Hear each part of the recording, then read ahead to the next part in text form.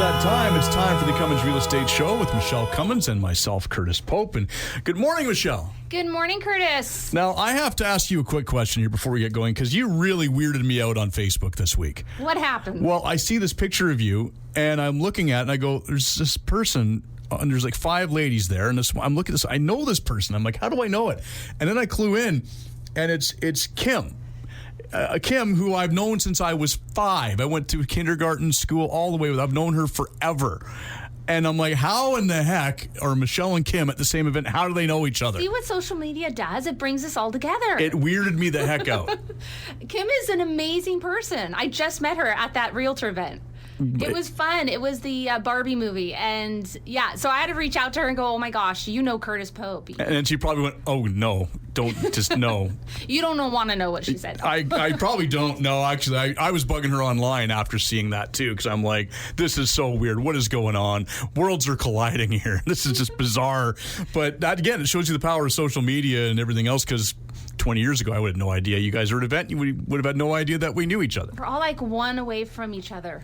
It's frightening. Yeah. Well, we have a special guest today, and I know that you've got one of your world-famous Michele Cummins intros ready to go. Well, I don't know about world famous, but I definitely do have an intro for this amazing person, Thomas Park. So welcome, Thomas. Thank you very much, Michele. Thomas Park, so all our listeners know, he has been a very successful realtor for the past 19 years, and he owns his own real estate office in downtown Vancouver. Prior to his journey in real estate, though, Thomas was in the tech industry in the early 90s, selling computers, and then started a web development company in the later 90s and went through the dot-com boom and bust. Fast forward to today, Thomas has created an innovative fintech, proptech company called Reitium, mixing 2 industries he loves, real estate and tech. And when I met Thomas a while ago, I instantly connected with his brand and his name. We followed each other on social media first, or I followed him, and then I got to meet him. And Thomas, I'm so happy that you came to Abbott Street today from Vancouver, and you fought the traffic, and you're here with us to give the listeners knowledge about this amazing company you built. Thank you very much. Yeah, I'm super excited to be here, and thank you very much for allowing me to actually be on your show. Oh, absolutely. It's our pleasure. And we all need to know, what is your company? Yeah, great. So Reitium, we built a real estate investment platform that allows anybody to invest into income-producing properties. They get to share their rental income and appreciation through fractional ownership, starting with $100. So we wanted to democratize real estate investing and make it accessible to everyone. This is my running joke with Michele. Every time she comes up with an investment, I go, I'm in for $100. Yeah, absolutely. It literally is a running joke. And did you know, Curtis, that was the basis? No, I didn't. No, okay. No, I think that is amazing that you can get in for as little as $100. Absolutely. And so that was the premise of the whole idea is majority of the world's population will never, ever be able to afford to buy real estate. Obviously, living in Vancouver or even British Columbia, any major city center, all real estate prices have gone up, and it's really priced out a lot of the people out of the market. So it was quite interesting. Fractionalizing a real estate asset was the only way that we could do this. 5 years ago or 10 years ago, we didn't have the option because technology is not as advanced as it is now. And so with new technologies coming out, we're able to do this and perform this and enable people to be able to invest into real estate. So I'm sure people are thinking, no, this isn't real. $100 to invest in real estate. Can you explain how it works? Absolutely. So what we do is actually we digitize the share structure of a corporation. That corporation owns the asset, and what it means is owns the real estate property.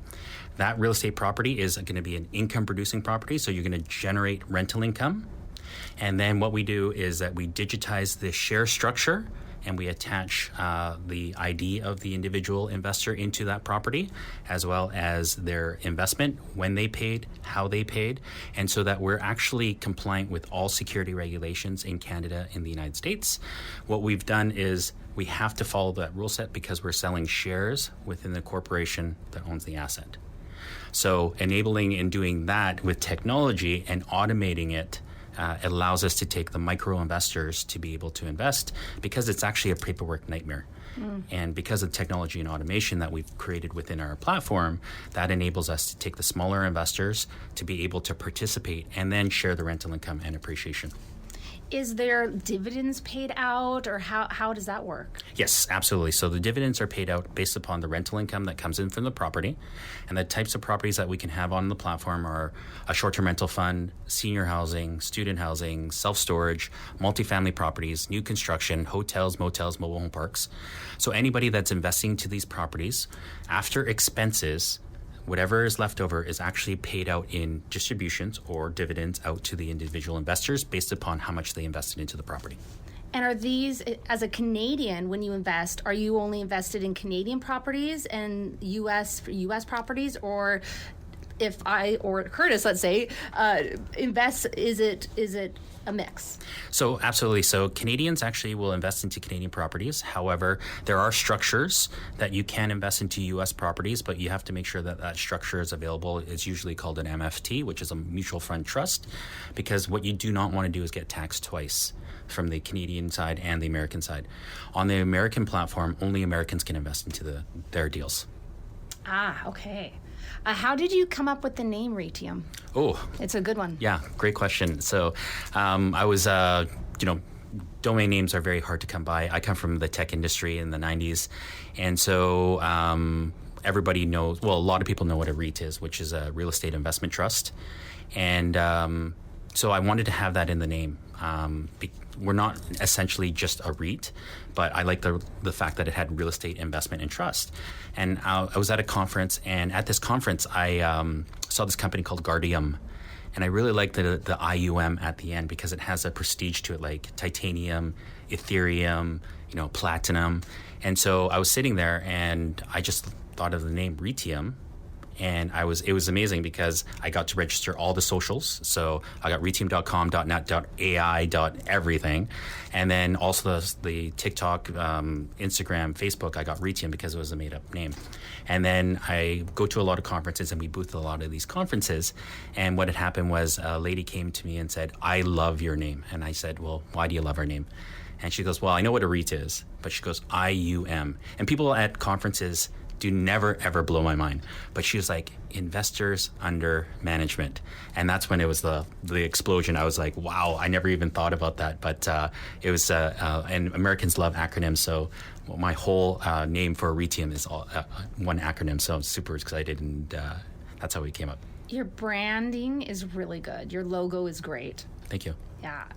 Explain us a little bit behind the scenes, like your real estate experience of almost 20 years, yep, and your tech, like how did that come about? Yeah, so since an early age, I was selling computers in the early 90s. I was selling 10 computers a day. My colleagues were selling one. It's because I made something very challenging, easy for people to understand. And so I brought that in, and then I started internet companies where we did web development, e-commerce, online marketing, and this was during the boom of the internet, so 1997, and then went through the dot-com boom and then bust. Mm-hmm. So at 28, I thought I made it. On paper, I had two companies that I was had a lot of sweat equity. We're going to go public, and on paper, at 28, I was like, oh, I'm a millionaire. And then at later part of 28, actually, that's when everything went south, and I literally lost everything. And at that point, actually, it was all about ego. I lost my car, I lost my house, I lost the girlfriend that I thought I was going to be with for the rest of my life. And it was actually a very, very difficult time. But looking back at it, I'm glad everything happened the way it did, is because I think I'd be a different person if everything went the way I thought it was supposed to. So I'm glad that it happened. And also, because there have been a lot of real estate dips, I was prepared for it, because going through that dot-com bust was actually enlightening in that sense. So you were this close to being like Mark Cuban and getting out just at the right time and becoming a billionaire and owning the Mavericks. Absolutely. That would have been great. I think it could have, well, not a billionaire, but, a multimillionaire would have been great. But at the end of the day, I'm glad that it happened, because I wasn't spending time with family. I was actually everything was centered around myself. And what I realized is that it's kind of interesting. And this is one of the learnings, is that I thought that I wanted to spend my time trying to make everybody like me. And if there were people that didn't like me, I wasted my time trying to convert them to actually like me. And what I was doing is that I was actually taking away my own personal time from the people that did like me. And so family was the biggest thing, is that my mom and my sisters told me, they're like, we never saw you during this time. And it actually brought me back to realize is that time is, the most precious thing that we have, and then spend it with the quality people, the people that actually add value. You can add value to them, and that's who I want to spend my time. There are always going to be people that aren't going to like you. At the end of the day, that's fine.